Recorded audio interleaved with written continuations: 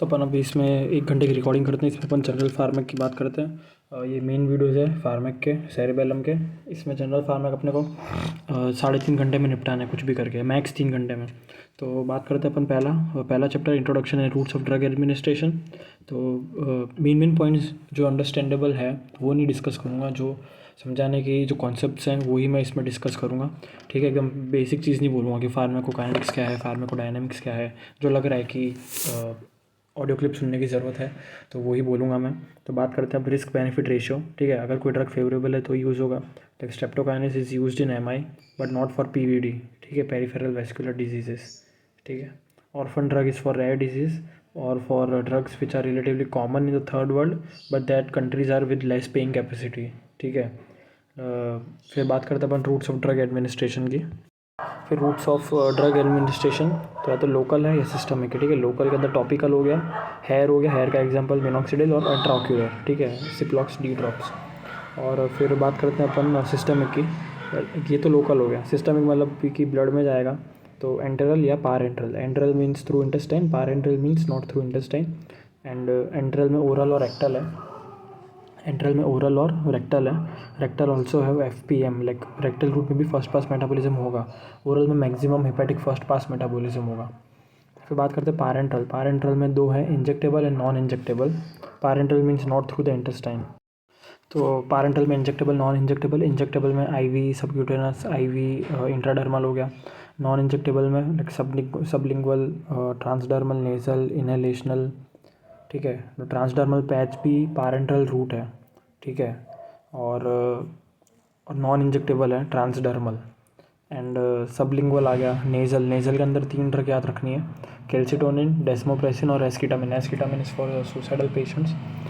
ठीक है, और इनहेलेशनल में वो आस्थमा पंप जो आ रहा है।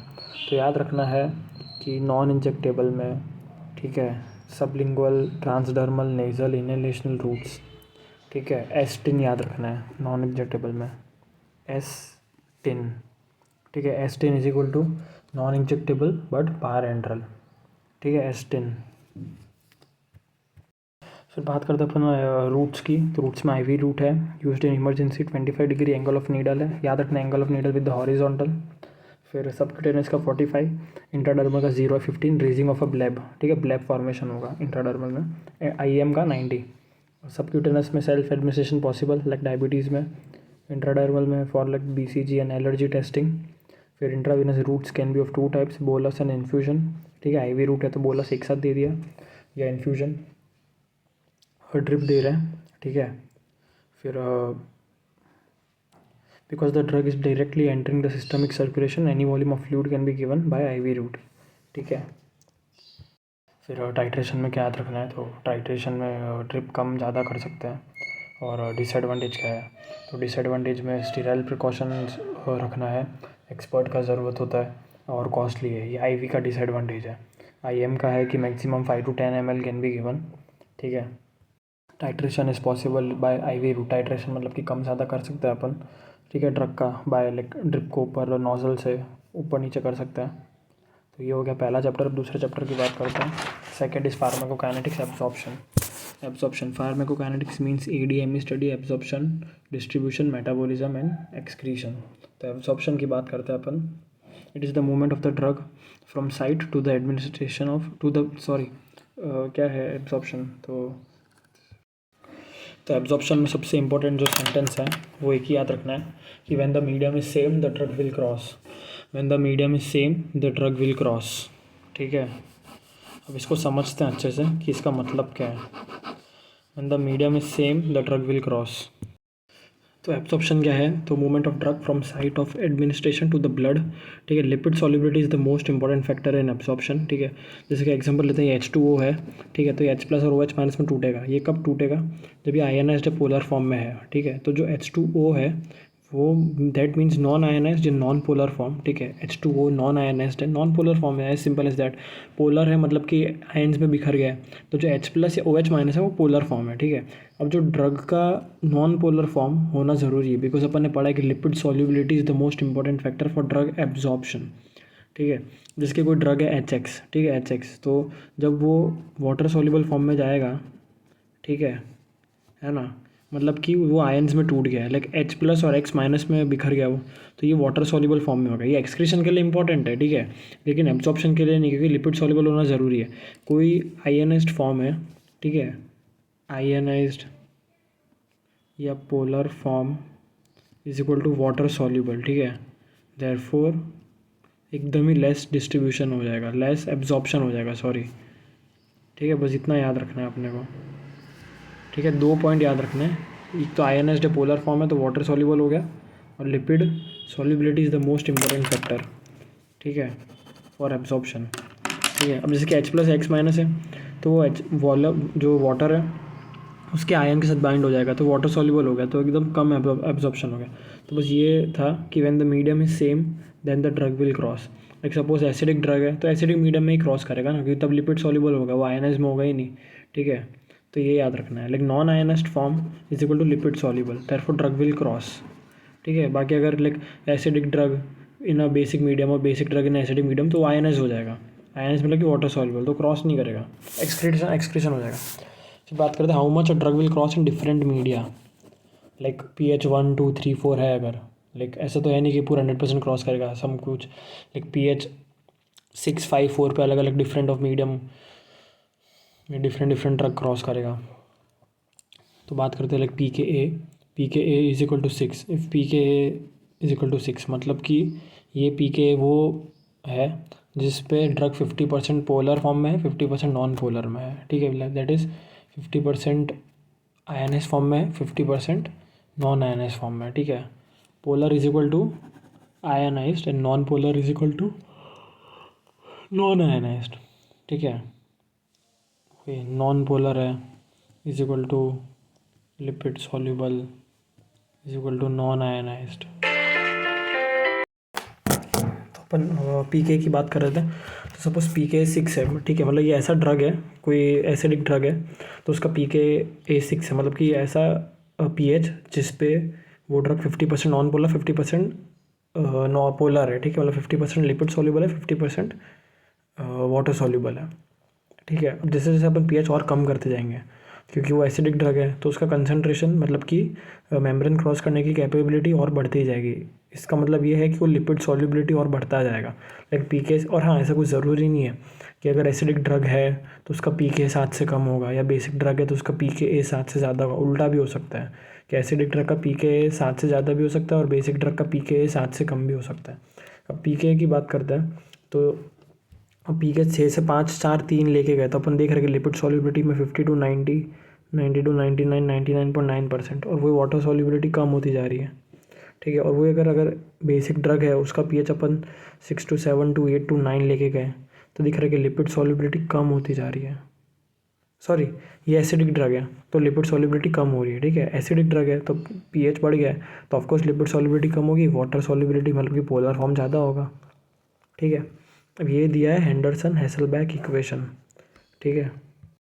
अब बात करते हैं जितने भी ड्रग्स हैं, ठीक है, मतलब एसिडिक ड्रग है एस्पिरिन, तो absorb from stomach, basic drug morphine absorb from the intestine, लेकिन प्रैक्टिकल यूज़ में even acidic drugs like aspirin are absorb from the intestine, because intestine में लाइक ज़्यादा देर दवाई रहती है और लार्जर सरफेस एरिया, ठीक है, लाइक 100 में से अगर 99 मॉलिक्यूल एब्जॉर्ब हो रहे हैं, ठीक है, स्टमक में, लेकिन स्टमक में टाइम ही कम रह रहा है, और वही अगर एक भी हो रहा है इंटेस्टाइन में एब्जॉर्ब 100 मॉलिक्यूल ऑफ एस्पिरिन में से एक, लेकिन वो ज़्यादा टाइम रह रहा है, ठीक है, तो लार्जर सरफेस एरिया है और लॉन्गर टाइम है, longer time the drug stage in the intestine.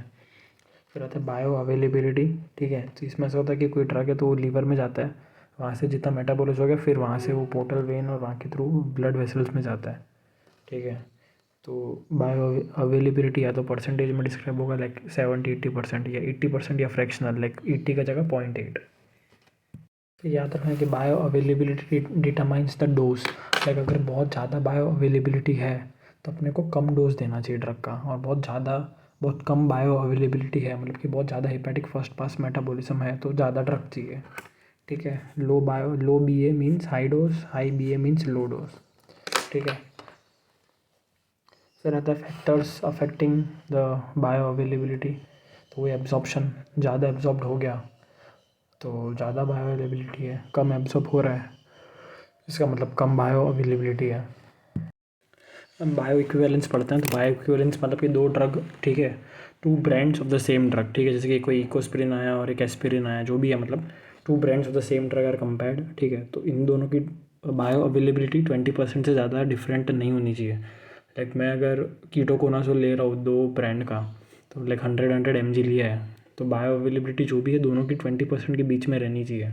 ऐसा नहीं कि 100 mg में एक में 60 mg एब्जॉर्ब हुआ तो दूसरे में लाइक 40 to 80 में ही एब्जॉर्ब होना चाहिए, लाइक 20% ऊपर नीचे, ठीक है, तो वो बायो इक्विवेलेंट ड्रग्स हुई।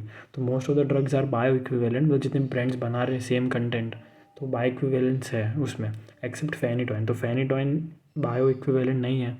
तो एंटी एपिलेप्टिक में इसलिए कि एपिलेप्सी जिसको है तो उसको बोलेंगे भाई तू एक ही ब्रांड की फेनिटोइन खा, ठीक है, क्योंकि वो बायो इक्विवेलेंट नहीं है, तो वो कुछ भी साइड इफेक्ट कर सकती है अगर ब्रांड चेंज किया तो। फिर बात करते हैं plasma concentration versus time graph. यहाँ पे 3 चीज़ नोट करनी है कि एक तो वाई एक्सिस पे प्लाज्मा कंसनट्रेशन पीसी आया, एक्स एक्सिस पे टाइम आया। अब 3 चीज़ें क्या क्या थे, एक तो एयूसी, फिर सी मैक्स और टी मैक्स। सी मैक्स मतलब ऐसा टाइम, सी मैक्स मतलब कि कब like maximum concentration attend by that particular dose, ठीक है, लाइक 200 मिलीग्राम दिया है तो कितना वो मैक्सिमम ब्लड में जा सकता है प्लाज्मा में, ठीक है, 190 जा रहा है, 100, 150 जितना भी जा रहा है बायो अवेलेबिलिटी को, सॉरी फर्स्ट क्लास मेटाबॉलिज्म को काट के, ठीक है, तो दैट इज़ सी मैक्स। तो C max is the maximum concentration obtained by a particular dose, okay.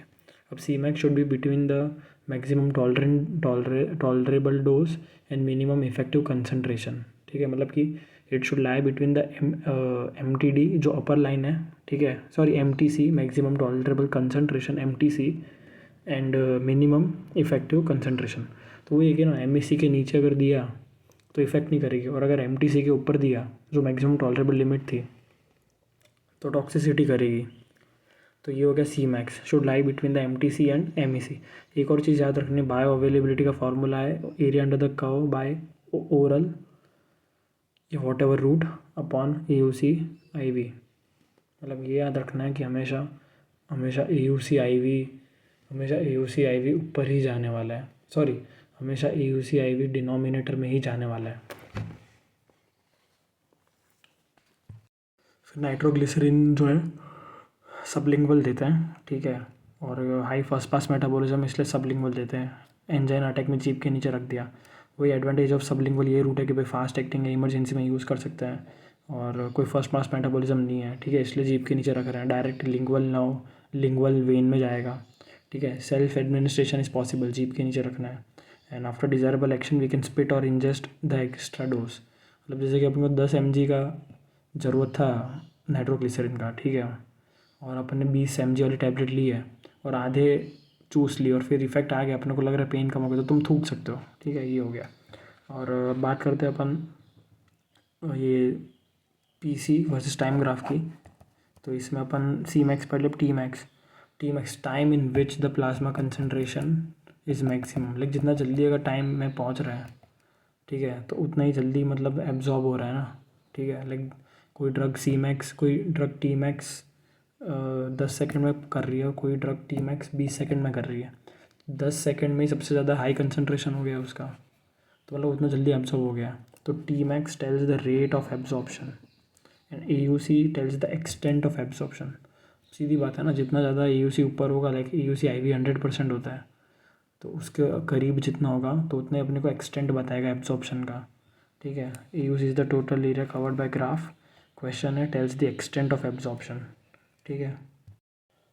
अब अपन फार्माकोकाइनेटिक्स में डिस्ट्रीब्यूशन की बात करते हैं। तो डिस्ट्रीब्यूशन वो है कि जो ब्लड में आ गया है ड्रग, उसके बाद कितना वो टिश्यूज़ में गया। लाइक सपोज एक ड्रग दिया है, उसका बायो अवेलेबिलिटी 50% है, मतलब कि 80 मॉलिक्यूल गए ओरली और 40 तो हेपेटिक फर्स्ट पास मेटाबॉलिज्म में चले गए, ठीक है। तो उसका जो डिस्ट्रीब्यूशन है वो 50% नहीं होगा, वो भी ये चुना जाएगा कि जो 40 जो बचे हैं, जो 40 ब्लड में गए, तो उसमें से कितने टिश्यूज़ में जाएंगे, ठीक है।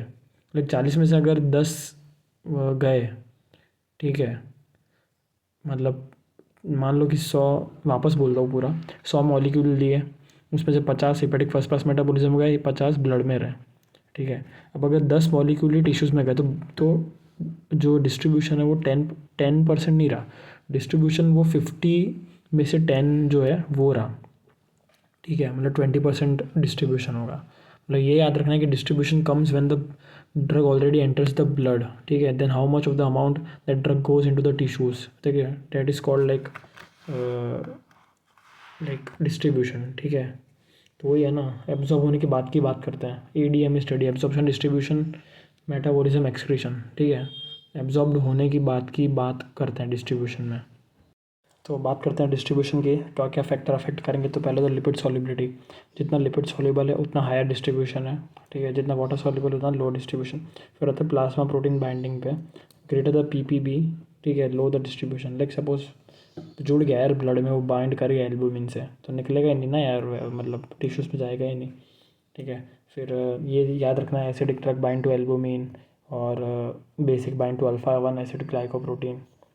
फिर एक्स्ट्रा एच की बात करते हैं, तो वो अगर पीपीबी हाई है तो लो डिस्ट्रीब्यूशन होगा, ठीक है, और लॉन्ग ड्यूरेशन ऑफ एक्शन होगा, ठीक है, because plasma protein would be serve as a storage site, like एक एक धीरे धीरे निकलता रहेगा ना उसमें से, तो ड्यूरेशन तो लॉन्ग हो गया उसका, और more there would be more drug interactions, ठीक है। फिर dialysis is not useful in poisoning, ठीक है, like if the high PPB है, ठीक है, तो नहीं कर सकते अपन dialysis, because protein can not be filtered during dialysis. तो drug with high plasma protein binding would be retained along with the plasma protein. और अगर प्लाज्मा प्रोटीन बाइंडिंग ज़्यादा है तो ये फिल्ट्रेशन भी कम हो गया ना यार, ठीक है। और डिस्प्लेसमेंट रिएक्शंस की बात करते हैं, तो लाइक पीपीबी साइट्स जो होती है जो भी एल्बुमिन पे और अल्फा 1 एसिड ग्लाइकोप्रोटीन पे, दे आर नॉन स्पेसिफिक। तो कोई भी ड्रग किसी को भी डिस्प्लेस कर सकता है।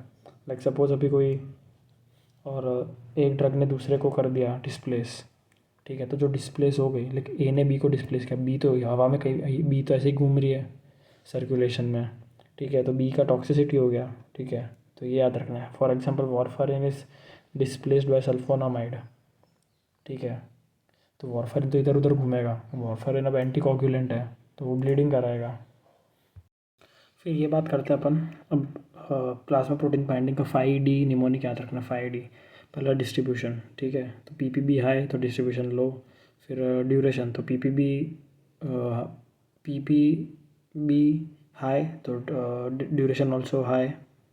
फिर डिस्प्लेसमेंट इंट्रैक्शन, ठीक है, डिस्प्लेसमेंट इंट्रैक्शन या ड्रग इंट्रैक्शन बोल दो, ये वैलिड है जब दो एसिडिक या दो बेसिक ड्रग एक जगह पे बाइंड कर रहे हैं, तो नॉट कि एक एसिडिक एक बेसिक, क्योंकि वो अलग अलग जगह पे बाइंड कर रहे हैं। एप्लीकेबल फॉर जब दो बेसिक या दो एसिडिक ड्रग बाइंड कर रहे हो, ठीक है। अब ये समझते हैं कि PPB sites on the albumin and the alpha 1 acidic glycoprotein are non specific, ठीक है। एल्बुमिन पे एक जगह है जहाँ पे एक एसिडिक ड्रग लाइक मीथोट्रेक्सेट बाइंड किया, तो जो दूसरा एसिडिक ड्रग है वो भी वहाँ पे बाइंड करेगा, नॉन स्पेसिफिक है, ठीक है। अब क्या होगा ना कि सपोज एग्जांपल लेते हैं वारफारिन और सल्फोनामाइड का। वारफारिन 99 जगह बाइंड हो गया और एक फ्री मॉलिक्यूल है, तो अपन ने तो वो एक फ्री मॉलिक्यूल जितना काम कर रहा है उस बेसिस पे डोज डिसाइड किया था। अब सपोज अपन ने सल्फोनामाइड भी दे दिया अपन ने, वो भी एसिडिक ड्रग है। अब जो 100 बाइंडिंग साइट थी वहाँ पे 99 पे बाइंड एल्बुमिन है, सॉरी वहाँ पे 99 पे वारफारिन बाउंड है, एक फ्री है, ठीक है। लेकिन अब क्या हो रहा है, सल्फोनामाइड आया, उसने 99 में से 98 पे तो बाइंड है ही वारफारिन पर, एक जगह पे उसको हटा दिया, ठीक है, वारफारिन को। तो क्या हो गया, वारफारिन का एक ही मॉलिक्यूल फ्री था तो दूसरा भी फ्री हो गया, ठीक है, which is displace by that one molecule of sulfonamide. तो इससे क्या होगा कि अब टॉक्सिसिटी हो जाएगी ना, क्योंकि पहले इफेक्ट एक का था, अभी दो मॉलिक्यूल, सीधा इफेक्ट डबल हो गया है। तो ये ड्रग इंट्रैक्शन है, ठीक है। तो लाइक वारफारिन का इसकी वजह से ब्लीडिंग शुरू हो जाएगा, एंटीकोगुलेंट है, ठीक है। तो warfarin displaced by sulfonamide leads to bleeding because of the result of the toxicity of the warfarin। फिर बात करते हैं डिजीज़। अब जैसे कि नेफ्रोटिक सिंड्रोम है, उसमें एल्बुमिन कम हो जाता है, हाँ, क्योंकि एल्बुमिनूरिया हो जाता है। अब एल्बुमिन ही नहीं है बॉडी में तो ड्रग बाइंड कहाँ पे करेगी, तो ऑफकोर्स वो मतलब ज़्यादा उसका डिस्ट्रीब्यूशन होगा, ज़्यादा फ्रीली घूमेगी वो टिश्यूज़ में। तो जब नेफ्रोटिक है तब अपन को डोज कम देना पड़ेगा, ठीक है, नॉर्मल डोज पे वो टॉक्सिसिटी करेगी, क्योंकि बाइंडिंग ही नहीं है ना प्लाज्मा प्रोटीन के साथ, एल्बुमिन के साथ। ये हो गया। फिर अपन बात करते हैं ये डायलिसिस की। तो ये मेन पॉइंट याद रखना है, कोई भी ड्रग का अगर वीडी बहुत ज़्यादा है या अगर उसका प्लाज्मा प्रोटीन बाइंडिंग बहुत ज़्यादा है तो उसमें कोई इफेक्ट, कोई डायलिसिस इज़ नॉट इफेक्टिव। ठीक है, अगर पीपीपी बहुत ज़्यादा है, ठीक है, तो मतलब क्या है कि प्रोटीन्स जो होते हैं वो फिल्टर्ड नहीं होते, तो प्रोटीन्स वहाँ पे ही रहेंगे। ये डायलिसिस का मेन फंक्शन है, मतलब प्रोटीन्स तो बॉडी से निकले नहीं बाहर, ठीक है, तो वही ड्रग भी बॉडी में रहेगा। और अगर वीडी बहुत ज़्यादा है, मतलब कि 99 मॉलिक्यूल टिश्यू में है और 1 इसमें है, प्लाज्मा प्रोटीन से बाइंड है, तो भी कोई मतलब नहीं है, तो ये याद रखना है। ठीक है, अगर वीडी हाई है या पीपीबी हाई है तो भी वो ड्रग का डायलिसिस नहीं कर सकते अपन। फिर proteins are not filtered during dialysis, therefore the drug with the high ppb is retained along with the plasma proteins। फिर फिल्ट्रेशन की बात करते हैं। If a drug is high plasma protein, ठीक है, हाई प्लाज्मा प्रोटीन बाइंडिंग, तो filtration would be lesser. ठीक है, मतलब वही फिल्टर नहीं हो रहा है, ठीक है, मतलब कि रहेगा body, the drug would be remain in the body. तो वही याद रखना है कि भाई हाई पीपीबी में फिल्ट्रेशन लेस होगा फिल्ट्रेशन। फिर बैरियर की बात करते हैं तो there are organs in brain called circumventricular organ which has no blood brain barrier. ठीक है, लाइक कोई ड्रग ब्लड में है तो उसको अगर ब्रेन में पहुंचाना है, ठीक है, ब्रेन की वेसल्स है उसमें, तो जनरली उसमें एक ब्लड ब्रेन बैरियर होता है। ठीक है, barrier between the blood and the brain. ठीक है, तो वही that BBB is absent in circumventricular organ. अब क्वेश्चन है कि एग्जांपल ऑफ सर्कमवेंट्रिकुलर ऑर्गन्स, उसका निमोनिक है कोला और पोस्टीरियर पीपी, कोला पीपी। ठीक है, तो पीपी तो पोस्टीरियर पिट्यूटरी, कोला से सीटी Z zone sir chemo receptor trigger zone, फिर ओ से ऑर्गेनम वेस्कुलोजम, एल से लेमिना टर्मिनालिस और ए से एरिया पोस्ट्रीमा।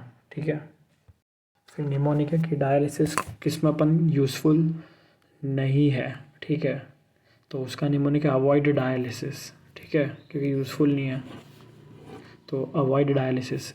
एम्फिटामिन्स, वेरापामिल, ओपियाइड या ओपी पॉइजनिंग, इमिप्रामिन, डाइज़ेपाम और डिचॉक्सिन। ठीक है, तो इनमें अपन डायलिसिस का कोई मतलब नहीं है। ठीक है, अवॉइड डायलिसिस, AVOID।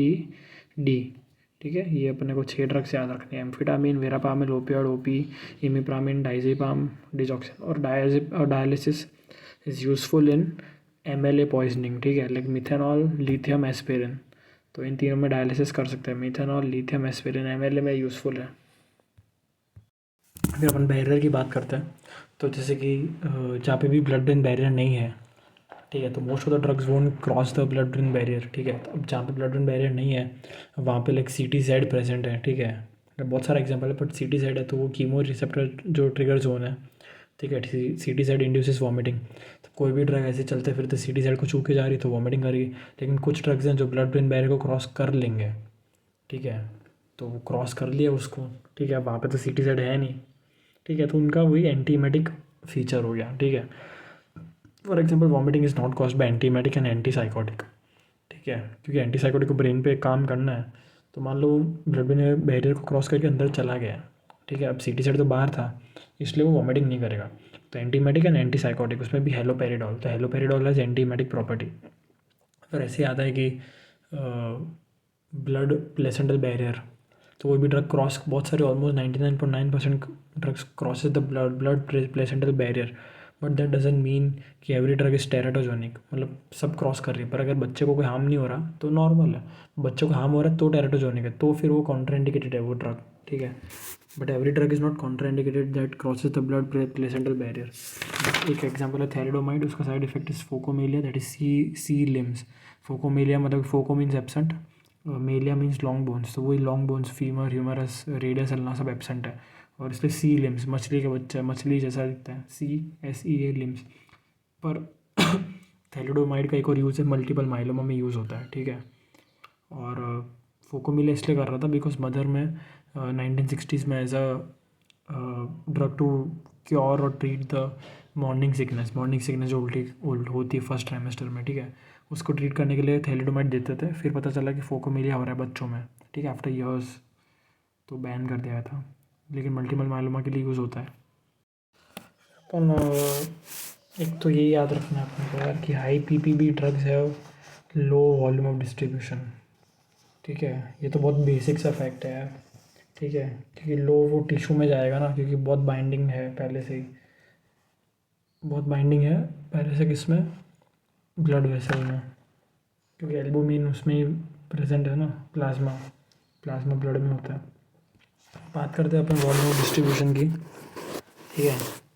तो याद रखना है कि ये जो एक्स्ट्रा एज वाला ग्राफ है इसमें जिसमें सी नॉट लिखा है, सी नॉट मतलब ये है लाइक अपन हर आधे आधे घंटे में चेक कर रहे हैं प्लाज्मा, ठीक है, कि वो प्लाज्मा में कितना ड्रग है। तो जितना अपन ने दिया तभी एक डोज होगा ना, ये सी नॉट ज़्यादा होगा, ठीक है। लेकिन जो टॉप था उसको एक्स्ट्रापोलेट कर दिया तो सी नॉट, लाइक अपन आधे घंटे बाद मेजर किया तो लाइक प्लाज्मा में 100 mg या 100 मॉलिक्यूल थे क्लोरोक्विन के, लेकिन उसके पहले को 150 भी तो गए होंगे। तो 150 वो जो कंसनट्रेशन था एट द टाइम जीरो पे, ठीक है, तो वो सी नॉट है, ठीक है। अब याद रखना कि volume V volume of distribution, ठीक है, तो वो एक एपेरेंट टर्म है, हाइपोथेटिकल टर्म है, इसलिए उसका लेवल, उसकी वैल्यू कुछ भी आएगी 20 30 50 लीटर 1100 1000 जो भी लीटर है, ठीक है। तो वो है AVD बोलता है, एपेरेंट वॉल्यूम डिस्ट्रीब्यूशन, एपेरेंट और हाइपोथेटिकल वॉल्यूम डिस्ट्रीब्यूशन, ठीक है।